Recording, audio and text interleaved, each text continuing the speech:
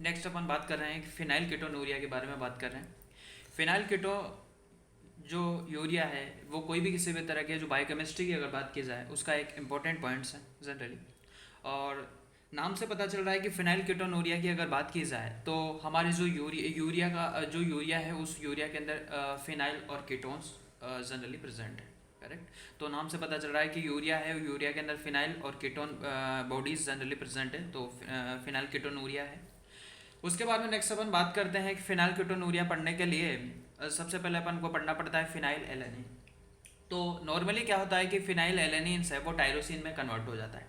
और जब कोई भी किसी भी तरह के फिनाइल एलेनिन जब टायरोसिन में कन्वर्ट हो जाता है तो उसके लिए एक एंजाइम रेस्पॉन्सिबल होता है। उस एंजाइम्स का नाम है फिनाइल एलेनिन हाइड्रोक्सिलेज।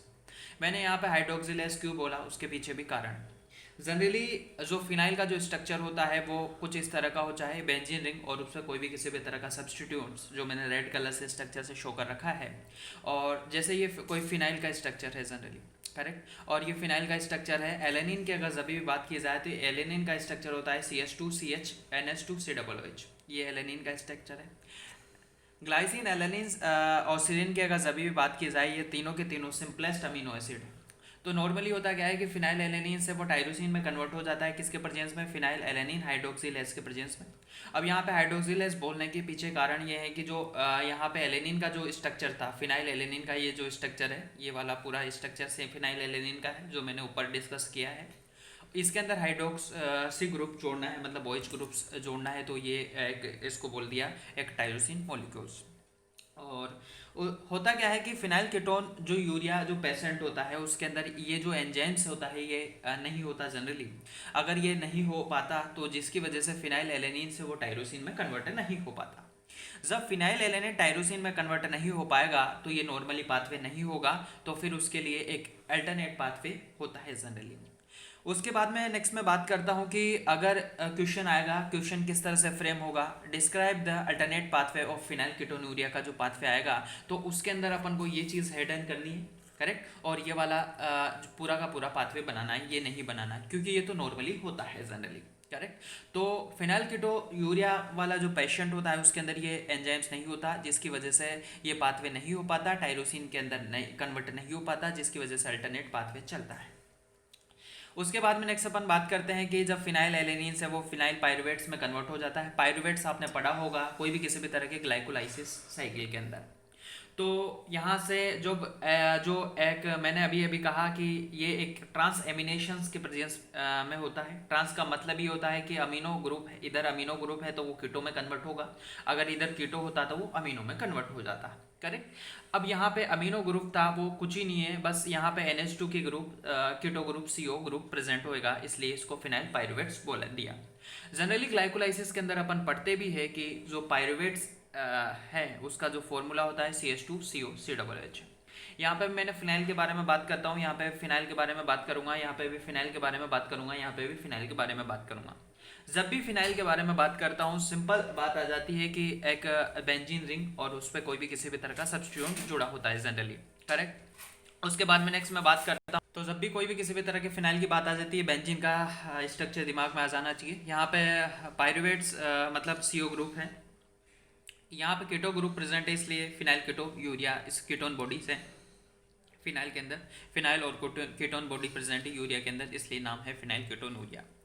उसके बाद में रिडक्शन होता है। रिडक्शन का मतलब ही होता है कि हाइड्रोजन का एडिशन होना। तो कुछ ही नहीं करना, बस ये जो कीटो ग्रुप है यहाँ पे इनके इन स्ट्रक्चर के अंदर तो कुछ भी नहीं करना, बस ये कीटो ग्रुप के अंदर मेरे को क्या करना है कि हाइड्रोजन ग्रुप जोड़ना है। एक CH यहाँ पे जोड़ा, एक हाइड्रोजन यहाँ, एक यहाँ पे। करेक्ट। तो ये फिनाइल लैक्टेट बना लेता है जनरली।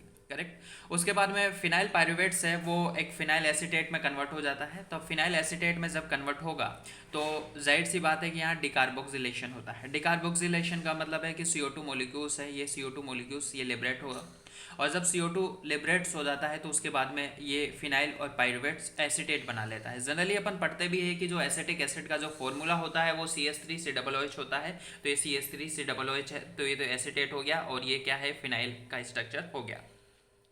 जब फिनाइल एसीटेट की अगर जभी भी बात करते हैं वो एक हमारे एक ग्लूटामेट्स एक अमीनो एसिड है उससे रिएक्ट करता है, और यहाँ पे एक वाटर मॉलिक्यूल्स लिबरेट कर देता है। और ये जो प्रोसेस होता है ये कंजुगेशन प्रोसेस होता है।